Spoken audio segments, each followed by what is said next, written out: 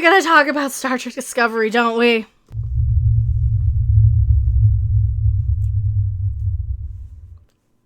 Hello everyone, I am still Mecha Random 42, the one, the only, the original, your favorite YouTube consumer advocate Harpy, and we are live recapping this latest episode of Star Trek Discovery, episode 6,000, I think. I can't remember how many we are on. And Peter the Green, spoiler alert, Mikey Spock saves the day. You know what? You're not wrong. And it's like we didn't know. This is one of those episodes that even when they try and give us what we try and tell them and correct them on and give them feedback for, they're not capable of it. These people are not capable of basic human interaction and understanding. These people who make Star Trek are not capable of actually understanding how Star Trek works or the military reasons behind a lot of it. They don't even know science. I like science. They think sonar works in space, and that, oh, no. I'm going to try and ignore him. If we ignore him, he won't barge in. It'll be like that other weirdo that we can't mention. Please like the video if you liked it. If you didn't like it, keep your comments to yourself. If we pretend they don't exist, they might go away, right? Right? On this episode of Star Trek Discovery, we learn that the dude that Michael Burnham was on the planet with, the guy Book, well, he sends a little ship with his cat. So you see a Hale and you just see a cat face like this close. And all right, cute enough. They didn't get a very cute cat to do it though. And not only that, the interactions between the cat and people like Tilly on the ship aren't making us like the cat anymore. You know, you're supposed to have people like Tilly go, oh, he's so cute and I want to hug him and squeeze him, you know. Pretend like he's Baby Yoda or something, because Baby Yoda's adorable. He just knows he's gonna get cuddles and stuff, and that's why he's hiding. Because that's what you would do if you had a Baby Yoda of your very own. You would hug him and squeeze him and cuddle him and call him George and pat him on the head and squee and go, oh, he's so cute.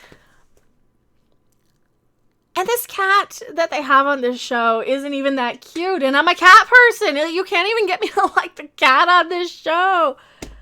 So they send this cat in as a distress signal. And meanwhile, they're still kind of going under this interrogation process from the remains of Starfleet. So first off, if nobody can find the new Starfleet headquarters, how did Book manage to find it enough to send the message to them with the cat? So he knew where it was, but he was holding off on Michael Burnham for a year on that planet. Because they even say in the show, oh, you won't be able to find us unless you have the coordination or the coordinates for it. Like, you won't be able to find us unless you have where we are in the galaxy for the Starfleet headquarters crap. and is it Starfleet headquarters or is it the Federation headquarters? Because, anywho, I don't think they know either. Where was I? Oh, so they have this little, they're being ordered to basically upgrade the whole ship. They're getting, even though the ship is like so advanced, they had to fling it into the future so it wouldn't look so out of place and people would stop complaining. They didn't really figure out any ways in canon to explain why the ship looked so advanced or any of the characters and people on it. No. They just decided, no, we're just going to fling it into the future 900 years and never ask about it. It's fine now. We just won't get any complaints that it doesn't look canonical. So sure, people aren't complaining that it's not looking canonical, but there's still some canonical inconsistencies within the Star Trek universe that they're not taking into account for, such as other races and species and things like transwarp and all this other stuff, because the whole big plot of this is that the burn made all of these ships go boom. Kimmer! All at once because they were traveling with dilithium being the fuel source. So all these ships went boom all across the galaxy at the exact same time. Okay, so they're all doing it at the exact same instance. Still forgetting that they have, like, salvaged Borg parts that they've been sitting on for, 900 years from their ships. You have ships like from the Romulans who propel themselves throughout space using singularities and all that stuff. No, they forget about all that in Star Trek. This is my biggest problem with the show. Anytime they say something, I'm like, wait a minute, what about this? Wait a minute, what about this? What about this thing that happened? Or what about that thing that happened? So, more of that, like with the cat showing up at the exact coordinates that they're supposed to not have, that the only people who are supposed to have them actually know where Starfleet is. Well, if that was the case, why didn't, like, her and the guy Book, Michael Burnham and the guy Book and the cat actually find Starfleet headquarters in that year beforehand if they could just, I don't know, send their little ship there? Plot holes, I know. Really huge plot holes. Big enough to fly a starship through, it seems.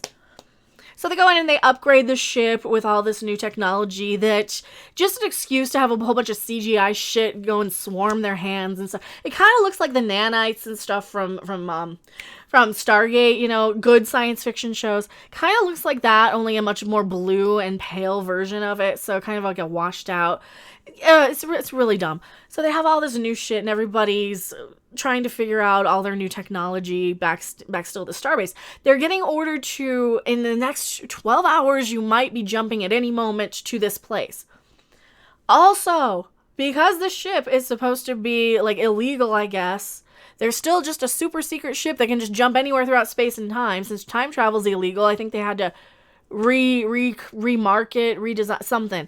I missed that part because I had a pretty bad migraine when I was watching this, so if I miss anything, that might be why. Go ahead and cancel me now. I mean, people are gonna be mad no matter what I say about Star Trek. So we go in and we have this we have this dilemma, this problem where Michael Burnham wants to go off and save Book because he's found the black box recording of one of the ships that went boom, right? So he's found that. So he wants to know, so if they all happened at the same time, it would have the timestamp and it would know this and all this information. And that's why he sent the cat there, because he has that. And I guess he got himself captured in the meantime on some salvaging planet. Well, Michael Burnham goes over to Saru, who's actually the captain at this. And I think that a lot of this stuff was reshoots where there's the interaction as Saru is captain. Because any other time, you don't really have him as captain. You have her kind of giving orders. So, and even at Star Trek Las Vegas, they did say, well, Sonequa was our captain. She's our captain. She's in leader. She's the one in charge. So I think a lot of that is reshoots, just forgetting that Saru was actually higher in rank, because I think that's even one thing that even the fans of Discovery wouldn't like, to see Sonequa Martin Green's Michael Burnham be the captain when you had a higher ranking officer right there on ship who actually earned their position and rank and didn't start wars with the Klingons and get 800 million people killed in the galaxy and all that good stuff, and didn't commit treason also. So Michael Burnham wants to go off on this mission, and she's trying to get permission from Saru, and he's like, yeah, but, you know, in the next 12 hours, we're going to have to jump. And she's like, oh, I don't need that much time. And he's like, no, we're going to be jumping at any point in these next 12 hours. That's a no. Get out of here. Get your base away from me and go sit down and shut up. He doesn't actually say that, but I kind of wish he would. So, so we go in. And she decides to go and bring Mirror Universe Philippa, Evil Empress Giorgio with her, with this huge long speech of, oh, well, what did you do in this situation? And I'm Michael Burnham. And of course, Philippa Giorgio's like, you're in love with this guy, aren't you? You're in love with him and you love him and that's why you want to be here. But I'm Michael Burnham and I need to go save him. And what's wrong with you? Why would you ask that? I'm the evil Hitler Empress person. All this bullshit. It's all just feelings in spaceships. To steal a line from Gary with the feelings in hallways about all the CW shows. Oh, and they even have a coffee drinking moment in this one, too, where they're talking about their feelings over coffee. I'm not even kidding. Thank you so much, Jeffrey Fetro. $9.99 super chat, just because you're awesome. Well, thank you. You guys are awesome. You guys are awesome. You allow me to complain about Star Trek, and I really have fun complaining about it. That's part of why I'm still watching it. And it pisses off the haters just a little bit.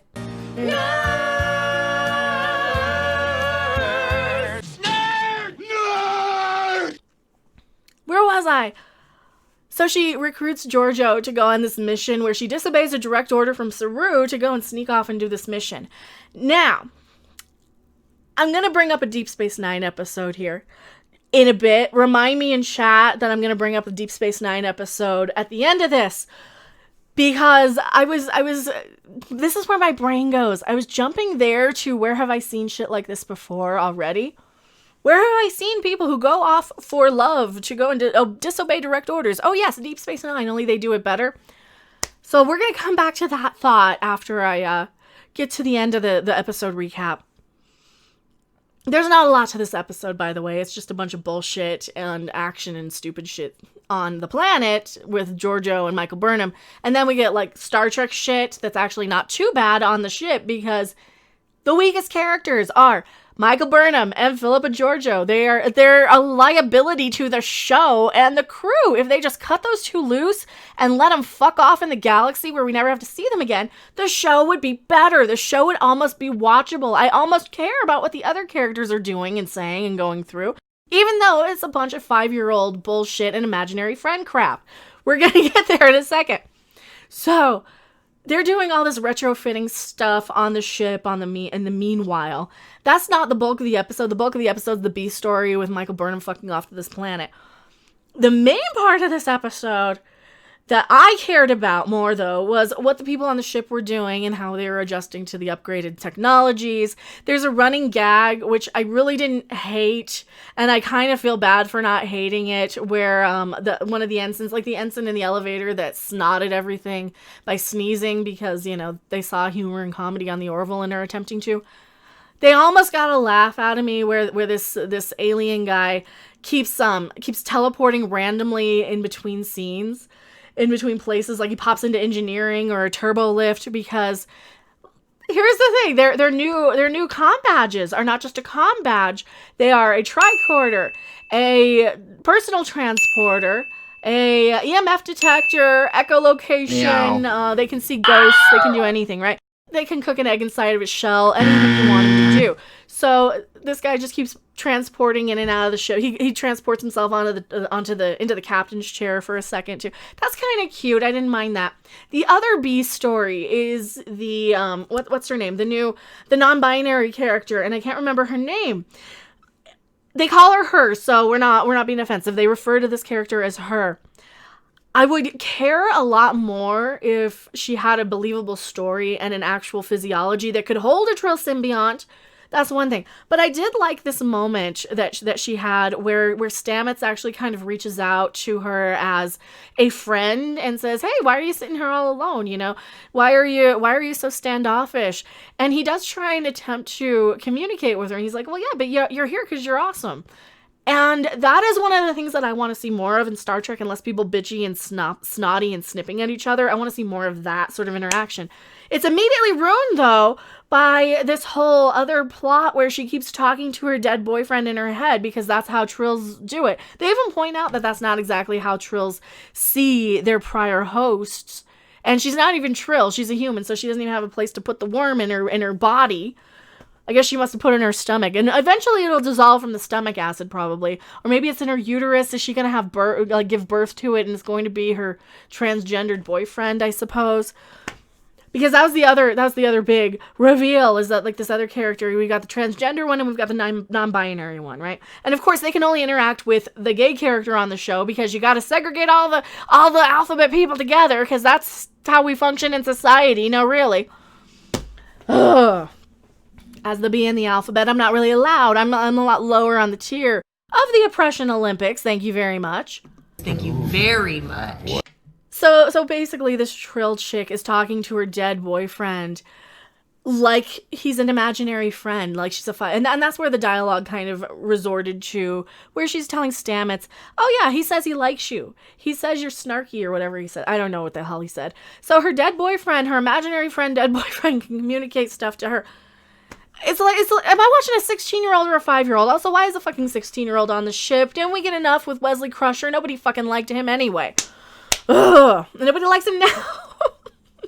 The Oppression Olympics is rigged anyway. It is rigged anyway. Where was I? Oh, now we got to talk about the Michael Burnham shit. So that was the B plot with all of that. And Michael Burnham's off disobeying a direct order to break Book out of this mining thing. You got Giorgio, who's kind of... See, this wouldn't be terrible if it were, like, the Fargate years of Stargate, you know, where you had all the Farscape people on there and they kind of turned it into a Western. That's what they're trying to do. Anytime you have the Giorgio and Michael Burnham or Michael Burnham and Book stuff, it was like they're so inspired by the Firefly and any of the space westerny sort of things. That's why I say like the Farscape era of Stargate. I call it the Fargate stuff. You know, seasons 9 and 10, when you had them, everybody kind of wearing dusters and looking like it's a space western. That's really what they're kind of obsessed with in this. So they go in and break into the scrapyard. Giorgio does her thing of like, I'm evil and I'm smarter than you shit. Some sort of traumatic, crazy all of a sudden that she's going through where she sees all the flashbacks and she collapses in battle where she almost doesn't save Michael Burnham. I'm betting she's the one who probably killed her in the first place in the other universe, in the mirror universe. So it's probably coming back to haunt her there, because I think Michael Burnham probably really, really betrayed her in that universe, or something, or she betrayed Michael Burnham. I don't know. There's some connection, so I'm pretty sure it's going to be revealed that Empress Giorgio in the mirror universe, the Terran Emperor, actually killed that version of Michael Burnham, because we never hear what happened to her. So I'm pretty sure that's what happened. Probably was sleeping with her too. I wouldn't put that off the table, because they kind of have a thing where they might look like they might have a little bit of a history. Let's just say they might have a history. So she goes in and she ends up helping break out all of these people from this planet after they have this giant battle scene. They're forced to mine the ship, to salvage the ships against their will, just because they pop in. Like all these people on the planet, they have this sort of forced labor where if you don't do it, you get, you get kaputted. Yeah, like that, out of life. And all right, I've seen this a million times before on a million sci-fi shows, where you have these camps of these people who are forced to work against their will. Every single sci-fi, I'm kind of tired of it. It's such an old, overdone, overused trope. And of course, they say the day at the end and they manage to break Book out and they get their little black box recorder thingy. And it's so uninteresting. The most interesting part of this is, I'm gonna do a little tangent here.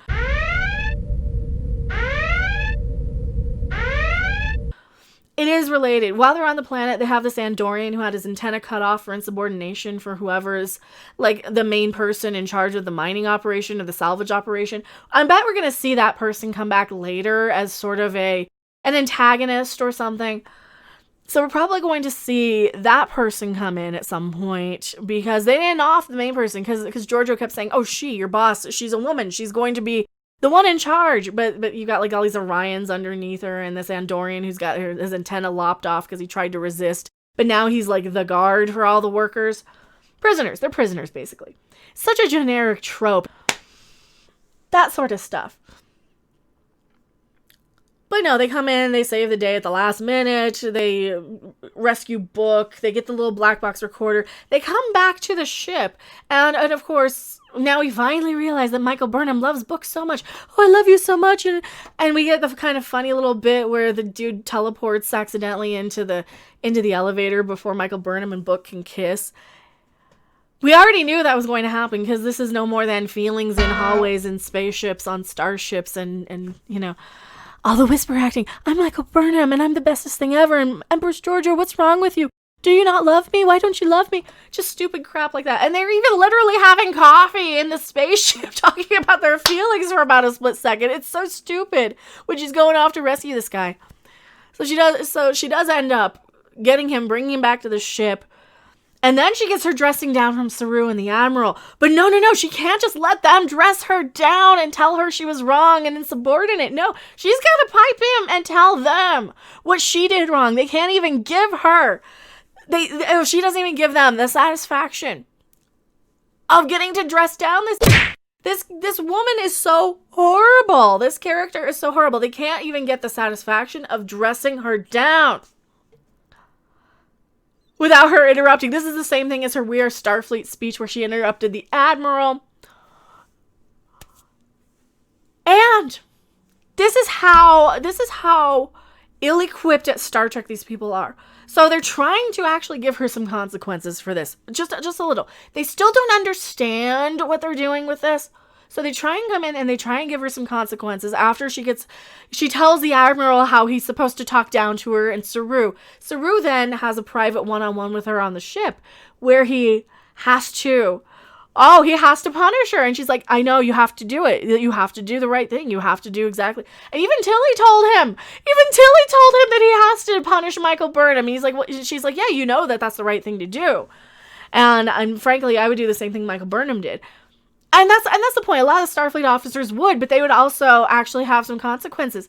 And here's where a lot of the Star Trek fans, like the new Trek fans, are going to come in and be really, really mad at me for calling out the fact that she still really doesn't have any consequences. So Saru gives her this long speech, this long talking to, that she interrupts him with every second of the way, right?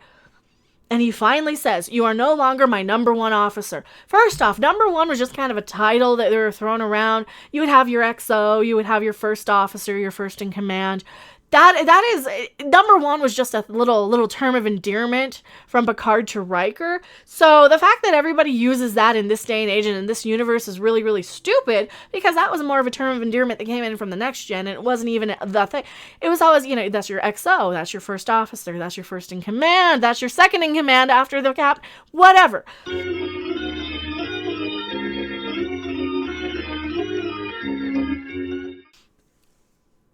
So he removes her from the rank of number one, which isn't even a rank, and still lets her be the chief science officer. She's probably still got her rank of commander. She probably did not get knocked down to lieutenant commander, which she should have. But she's still chief science officer. See, I would have knocked her down. You are no longer the chief science officer. You are not capable of being senior staff anymore because you can't follow a fucking order. Now, here's where I got into my Deep Space Nine tangent. It's okay. It's relevant. It's related. This episode of Deep Space Nine, where we've seen this before, where Worf disobeys a direct order to go in and save his wife. And I'm sorry, if your wife was this, I'd probably disobey some orders too. He goes in, disobeys a direct order to save her life. I think she even ordered him to leave her behind because she was the senior officer on that mission. When he got back, Captain Sisko did the very, and this is why Captain Sisko is my favorite. He did this thing where you can see every bit of anger and disappointment just seething in his cheeks. And I love how Avery Brooks acted on Deep Space Nine with this.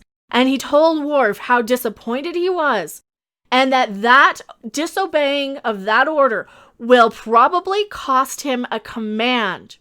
From that point forward, he will never be a captain. He will never be in command of something because of that action. And that was going to have serious permanent consequences on his record. And that would be something that followed him. And that he disobeyed a direct order. And then one of the things I loved about Sisko, and off the record, I would have done the same thing, he pretty much says to Worf. He says that he would have done the exact same thing. And that because of this, he's going to reassess any time he sends married couples away on missions together. Because he fucking learned from it. He learned something, right? And the fact that Michael Burnham went off and disobeyed a direct order just to go and get her hump buddy off a planet is really, really disappointing. I mean, she wasn't even married to the guy. She didn't even know the dude. Like, she could have said, yeah, and this can wait a couple of days. I don't need to do this right away. He's going to be, who knows how long he was on that planet. Why was it that urgent that she had to go that fucking second? She couldn't have had that as her second mission. She couldn't have done that after the mission that they were going to be ordered to go and jump to. It's like they forget how time works, how Star Trek works, how priorities work, and everything is so urgent in a matter of life and death, and they don't understand the chain of command, the ranks. This type of thing would be on her permanent record forever. Same thing with starting the Klingon War and assaulting her captain in episode 1 of STD from season 1. This episode, 2 out of 10, and that's about all I can give any of these, because it's still stupid. Anytime you make me actually care about some of these characters, or attempt to, you shit all over it. It just takes a giant shit right in the bed. Just a glowing amber, just lays it right there for all of us to lay in. And I'm supposed to be okay with that. No, I'm not. I don't like it. I think the show's stupid, and I think it needs to be ashamed of itself. That is my review of Discovery episode I can't even remember. Is this 6? Is this 7? I can't even remember what episode we're on. It's the one where Michael Burnham goes off to the planet to save Book from, Stargate. Thanks for watching. If you liked it, make sure to hit that like button. And if you want to see more, don't forget to subscribe. See you in the next video. Bye! This is so fucking cool. Jeez, no, please, God, kill me now. It is fucking cool. No, damn crap, damn it to hell. So sorry.